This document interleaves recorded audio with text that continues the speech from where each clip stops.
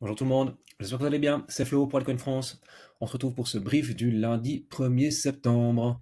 Avant de partir sur les charts et de voir un petit peu qu'est-ce qui s'est passé pendant ce week-end, je vous invite à nous rejoindre sur notre application. Vous retrouverez ici, par exemple, une rubrique qui est dédiée aux airdrops. Ces dernières semaines, on a pas mal d'opportunités qui se sont présentées. On vous explique comment les farmer, quelles sont les possibilités de choper des coins avant tout le monde et surtout la bonne façon de farmer ces airdrops, parce qu'on peut vite se perdre dans les méandres des tâches et puis de tout ce qui est demandé pour trouver les points les plus importants, ce genre de choses-là. Donc n'hésitez pas à nous rejoindre, c'est absolument gratuit. Puis pour celles et ceux qui veulent aller un peu plus loin avec nous, vous retrouvez notre programme Elite Investor. On vous accompagne dans votre portefeuille pour cette dernière phase de bull run. Donc n'hésitez pas à prendre un appel de coaching gratuit, c'est sans engagement et ça mange pas de pain. Voilà. Ça, c'est fait. Du coup, aujourd'hui, ben, moment plutôt important. On va commencer en monthly parce que c'était hier la clôture monthly sur les marchés. Du coup, qu'est-ce qu'on voit? On a pas mal parlé avec, avec les membres dans le canal public. Eh bien, on voit que pour le moment, la dynamique sur Bitcoin, elle est toujours maintenue. Mais qu'on arrive sur la zone de recharge, la zone du premier arrêt de Fibo, là, au 38,2, et que du coup, c'est sans doute notre target pour cette phase de correction. Parce que si on casse les 105 385, 85, pardon, et oui, je suis suisse, sinon on dit 85. Si on casse cette zone-là, la prochaine target, c'est la zone de rechargement d'achat qui se retrouvera entre les 93 et les 85 000. Donc il y a de quoi aller un bout plus bas. Et même si on descend dans cette zone-là, hormis le fait que ça nous, voilà, ça arrête de nous faire une correction qui sera beaucoup plus longue, eh bien, la dynamique long terme sur ce marché, eh ben, c'est toujours quelque chose qui est haussier sur Bitcoin. Par contre, clairement, si on devait perdre ici encore 15 voire même plus 20% parce qu'il y a des mèches et puis que le marché aurait envie d'aller chercher ces mèches là, il faut pas rêver, nos altcoins elles vont se casser la figure. Sauf si, et c'est un des points que j'abordais aussi ce week-end avec un des membres de l'appli, c'était que Ether, lui, continue à performer. Alors, ce serait quelque chose d'assez nouveau, parce qu'en général, quand Bitcoin dévisse, Ether dévisse quand même. Je voulais voir avec vous, ça m'interrogeait. Là, novembre 2021. Alors, novembre 2021. Donc, on a quand même, c'est déjà arrivé, sur novembre là, 2021, où Bitcoin corrigeait et Ether, lui, performait. Mais on voit que c'est plutôt rare. Et ça se fait vraiment dans cette phase d'euphorie sur Ether avec le déversement de liquidité de Bitcoin sur Ether. Donc, voilà. Est-ce que c'est ça qu'on est en train de vivre là maintenant, un peu plus tôt que prévu, et que c'est notre dernière bougie haussière sur Ether qu'on va connaître peut-être un mois de septembre plutôt euphorique sur Ether, et puis que Bitcoin va corriger? Ben, on n'en sait rien. En tout cas, pour le moment, sur Ether en monthly, on voit qu'on est plutôt fort, contrairement à Bitcoin où on est faible. Donc voilà. Si on zoome, voilà, on voit vraiment ce double top qui s'est fait sur Bitcoin en weekly avec la correction, la cassure des 112 000. Donc là, on va chercher les 105, on va corriger dans notre boîte notre zone de rechargement, qui est la zone de rechargement de la dernière amplitude, du dernier mouvement. D'ailleurs, j'avais tracé ici un AB égale CD, qu'on pourrait tracer comme ça. C'est un des petits setups qui est assez connu, c'est de dire que une amplitude sur un mouvement, si on va chercher le creux suivant, on peut le reporter et ça peut être une des targets. Alors là, on voit que ça n'a pas du tout été respecté parce qu'on se serait arrêté bien plus bas. Par contre, si on prend ça comme ça et qu'on le clone, est-ce que ça nous donnerait quelque chose de plus ou moins similaire? Ouais, bof, pas vraiment. On va oublier ça. Comme quoi, c'est pas toujours très factuel. Mais toujours est-il que nos impulsions sont de moins en moins fortes. Alors tant qu'on respecte les imbalances haussières, c'est que le mouvement est quand même tendanciellement fort. Là, on voit clairement, on n'a pas tenu cette zone des 115 à 110. Donc voilà, rien de nouveau pour moi. On continue. Si on s'appuie pas sur les 105, on ira plus bas. Est-ce qu'on retrouve de la force sur des petites time frames qui pourraient nous indiquer une fin de cette correction? Tic, tac, tchouk. On est venu s'appuyer sur le tunnel daily, on rentre dans la zone de rechargement. On est venu prendre, sauf erreur, ce qu'il y a là-dessous. Voilà, ça c'est fait. Tout ce qu'il y avait sous les 107 000, on est venu chercher de la liquidité. Prochaine zone de liquidité à venir chercher en 4 heures, c'est cette zone d'imbalance ici, 107, 106K. Qui se trouve dans notre zone de rechargement, ça correspond avec le milieu du tunnel daily. On a un trou dans le volume profile, donc bon, c'est une bonne localisation. Hein. Le prix va sans doute venir se nicher là-dedans. Est-ce que ça peut être un endroit pour faire un petit rebond? Parce que je vous rappelle, on est toujours dans cette théorie de dos, des sommets de plus en plus bas avec des creux de plus en plus bas. On pourrait avoir un petit scénar où on vient se poser là-dedans. Ouais, ce serait pas fou. Hein. Mais après, avec un petit rebond. Donc, les personnes qui jouent, on guillemets, sur du 1 heure ou du 30 minutes, qui veulent jouer comme ça, c'est scénario de rebond. On voit qu'on a été chercher encore plus bas ici sur les MACD.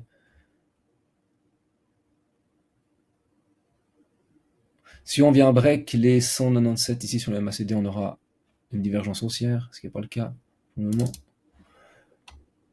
L'OBV, il est pas fou. Donc même en 30 minutes, c'est pas terrible. Hein. En 1 heure. On n'arrive même pas à diverger sur... On n'arrive même pas à avoir une divergence complète qui se crée. Donc pour avoir une divergence, je rappelle, il faut vraiment que le mouvement complet soit créé, donc une espèce de gros W. Donc là, on n'a pas, il fallait qu'on vienne break les 272 ici en 1 heure. Mais pour le moment, on n'a aucun signe de force, rien. Que dalle. Keep weak, nada.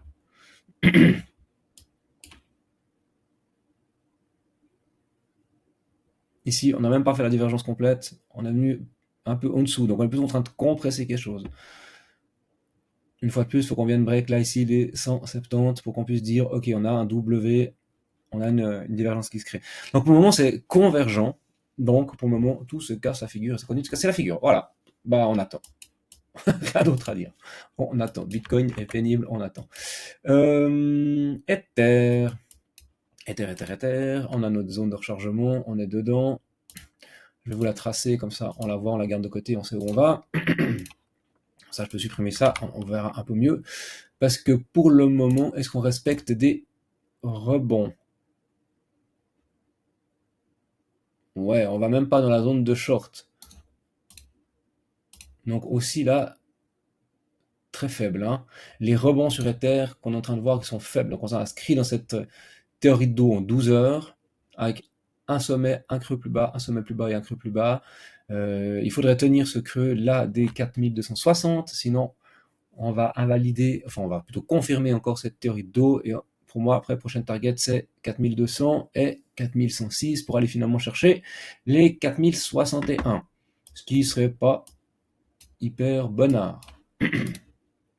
Donc on continue, si on recule un peu en 3 jours, on est encore dans une dynamique haussière, parce que vraiment le sommet à casser c'est les 4000, 4000 combien 4066. Ouais, ce serait ça. Donc on doit essayer de tenir ces zones-là, hein. Sinon on va retracer, on va aller plus bas, mais on voit que sur du MACD, on se casse la figure. L'OBV, lui, il reste intéressant. On voit qu'il y a toujours un peu de, voilà, un peu de force, un peu de rentrée sur cet OBV, ça c'est plutôt pas mal. Le MACD en termes de momentum est vraiment, vraiment moche. Bon, on verra. Ce sera intéressant de voir aujourd'hui les inflows ou bien les outflows sur les ETF. Est-ce que ça continue à aller dans le bon sens ou pas? On verra tout ça. Ok, donc pas grand chose, hein. Il s'est pas passé grand chose ce week-end. On a plutôt latéralisé. Si je prends en daily, on voit que voilà, on a ces sommets. On a eu 3 bonnes phases pendant le week-end. Ça nous a permis de remonter un petit peu, de venir chercher une imbalance ici. On voit que c'est très disputé. Hein. Le corps de la chandelle, il n'y a pas grand chose dessus. Donc on va voir. On a notre tunnel 4 heures qui fait support. Pour le moment, il est respecté, c'est bien. Bon, ben, bonne surprise ou pas bonne surprise, on verra. Est-ce qu'on a des entrées en 4 heures, en 1 heure? Est-ce qu'il y a des trades à jouer? Donc, tac, on est venu partir là, on a break. Ok, il y avait un petit play à faire ici sur les 4400. Mais on n'est même pas venu chercher ici les imbalances, donc c'est quand même compliqué hein, pour avoir un mouvement qui serait une espèce de retournement de tendance. Il faudrait qu'on vienne break ce sommet ici à 4515. Mais on voit qu'on a imprimé ce W, maintenant il faut le tenir. Là on vient faire un week of check, donc on est venu s'appuyer sur cette bougie du W. C'est intéressant, on a pris toute l'imbalance haussière, on est venu reprendre, maintenant il faut la tenir. Parce que si on va s'installer dessous, c'est qu'on va aller chercher plus bas, hein, ça faut pas se leurrer. Mais peut-être que là on a un premier retournement de tendance. Pour les gens qui tradent dans 4 heures, on pourrait avoir quelque chose qui viendrait faire ça. RR, pas terrible, hein. Alors peut-être qu'on peut se laisser un peu de marge et puis on peut se dire ok, on va venir chercher un peu plus bas. On joue le fait que le prix il va venir travailler cette mèche avec cette résistance, vous voyez les petits points, et puis ensuite repartir pour aller chercher ça. Scénario boule, hein. C'est de la contre-tendance, parce que la tendance c'est d'aller plus bas. Mais là il y a quelque chose, éventuellement un petit, les personnes qui veulent prendre un petit risque.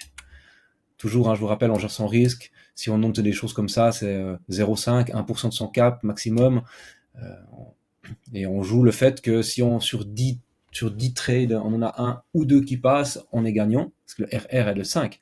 Donc c'est plutôt intéressant. Mais par contre, c'est voilà, c'est prendre le pari qu'on va repartir à la hausse. En même temps, ici, on est divergent. Donc on a quelque chose qui est positif sur les MACD.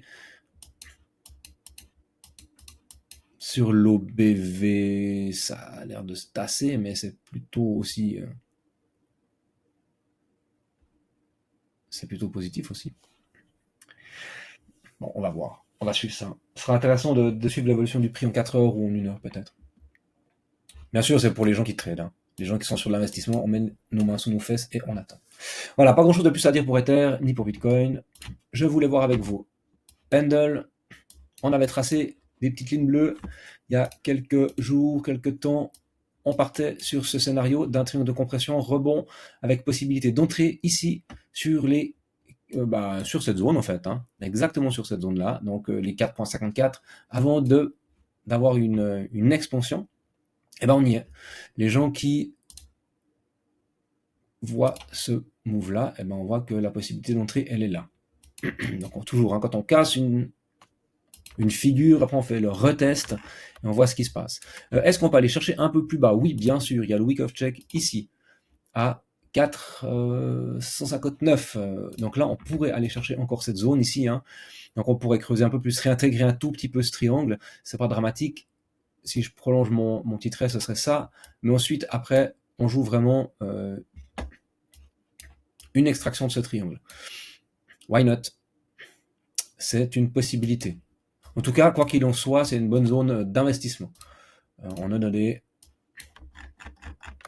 On voit que ça range à fond, ce truc, il est dans une espèce d'énorme range.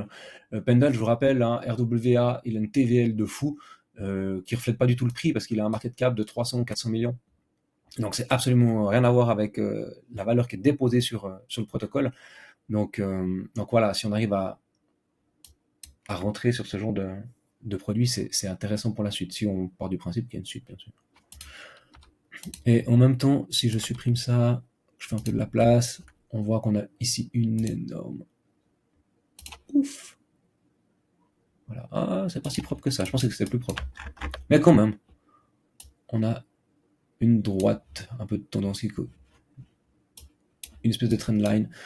Ça correspondrait, hein, si on vient taper notre week of check d'ici 2-3 jours, on sera gentiment sur les 4-1, donc ça pourrait être un rebond sur notre droite. Ça peut être éventuellement une entrée. Ok. Mais un asset qui est relativement fort, Pendle, j'aime bien. Une autre alt que je voulais voir avec vous, on en a parlé aussi sur l'application, c'est derniers temps, c'est Pump. Le Pump Fun. Aussi, on voit qu'on est dans un range. On est revenu chercher la zone de rechargement ici le 25 août. Donc là, il y avait une belle entrée à faire quand on est arrivé là-dessus. Malheureusement, ça a été vite. On a fait un V. On a fait un V-bottom en daily et les V-bottom sont appelés à être retestés. Alors, est-ce que le retest sera maintenant? Moi, ça me parlerait bien de venir chercher une zone comme ça, là, autour des 0,029, avant de pouvoir continuer une hausse. Puis du coup, on aurait un joli point d'entrée quelque part par là. Si on regarde ce qui s'est fait, on a cassé le premier arrêt, on est juste venu faire une mèche dans la zone de rechargement, on repart à l'envers. Donc effectivement, un des points d'entrée, ce serait déjà les 0,32 ici de Fibo, qui pourrait faire support. Donc ça pourrait être une possibilité. Maintenant, si on se dit qu'on répartit notre investissement sur 2-3 points d'entrée, on aurait une première zone ici. Et puis après, par contre, on fait l'inverse, on prend le Fibo dans l'autre sens. Je prends pas la mèche parce qu'elle est un peu extrême. On voit qu'on se retrouve avec notre même Fibo, plus ou moins à la même place. Et après, on va chercher une zone de rechargement 0,029, 0,028. Là, il y a peut-être quelque chose à faire. Donc, on pourrait très bien se dire, ok, je mets ma première entrée ici. Je fais en sorte qu'on voit un peu quelque chose parce qu'on voit que dalle. Voilà, une entrée autour des 0,031. Et je répartis ensuite le reste des possibilités une fois en début de zone de rechargement. Et puis, comme ce marché est des fois un peu déglingos, on se dit qu'on va aller chercher un truc encore plus bas. Est-ce qu'on trouve quelque chose en 4 heures? Par exemple, un point d'entrée possible en 4 heures. Non, mais même en 4 heures, on a fait un V-bottom, pardon. Donc effectivement, il y a quelque chose sans doute à venir chercher. On voit qu'on a une résistance, c'est parfait. On a un peu de liquidité à venir chercher, de troisième balance. Donc vous voyez que mes points et les zones d'entrée pourraient correspondre en fait à ces points-là. Histoire de lisser un investissement. C'est quand même un peu les leaders du marché, Pump Fund, donc il y a pas mal de volume sur leur protocole. Voilà. Un petit dernier, parce qu'il est très fort, parce qu'il est intéressant, parce qu'il consolide et puis que lui, il perd pas le nord, j'ai envie de dire. BNB. Intéressant, il reste très fort. Il s'inscrit pour le moment pas dans une dynamique baissière. Pour le moment, on n'a pas de théorie de dos. Il tient tout ce qu'il a à tenir. Il tient son premier arrêt. On est venu en zone de rechargement, de short, mais pour le moment, ça tient. Ça tient. On verra. Alors, sans doute qu'il va venir ici chercher un peu les 849, 840, cette zone. Et bien, ce qu'on veut pas, c'est qu'il casse les 832. Mais tant que vous êtes là, on est pas mal. Puis pour les personnes qui sont rentrées aux alentours des 602, vu la dynamique actuelle du marché, c'est peut-être le moment de vous payer. De toute façon, si vous êtes rentré là-dedans, c'est que vous êtes plutôt sur du swing un peu long terme. Donc clairement, votre move, c'était hop là, une entrée dans ces zones, avec un stop ici. On était en découverte de prix, donc voilà. Mais là, vous avez déjà fait votre... Vous avez déjà fait votre beurre, j'ai envie de dire. On se paye, on sort. Voilà, BNB. On va voir. Peut-être qu'il viendra faire support. Sur 100. Tunnel 4 heures. Mais très fort comme asset. Si on regarde BNB comparé à BTC, c'est bien plus fort. Donc une fois de plus, BNB qui tient, Ethereum qui tient, pour moi ça va quand même dans le sens de cette partie un peu déversement de liquidité dans les grosses caps qui tiennent bien. Je crois qu'il y a Link aussi qui tient pas mal. Ouais, ça tient assez bien, Link. Donc tous ces gros jetons, ils sont plutôt forts. Objectif, pas du tout. Et ça, c'est plutôt positif. Donc du coup, même si BTC il a une tendance un peu à retracer encore un peu, on voit que... Tiens, on va aller voir le Total 3. Ouais, on voit que le Total 3, il tient bon. Donc du coup, vraiment, les alts, sans Ether, sans Bitcoin, c'est plutôt stable. Donc on est dans un range depuis un sacré moment. Avec Ether, c'est la même chose. Donc ça, c'est plutôt, pour moi, rassurant pour nos altcoins. Ça va plutôt dans le sens que même si BTC continue à corriger, nous, on est un petit peu en sécurité. Ok, extra, parfait. Bon, du coup, c'est tout pour moi pour aujourd'hui. On se retrouve demain pour un nouveau brief. Si d'ici là vous avez des altes, des projets que vous avez envie que j'analyse, n'hésitez pas à laisser un commentaire et on verra tout ça demain. Je vous souhaite une toute bonne journée. À bientôt. Ciao, ciao.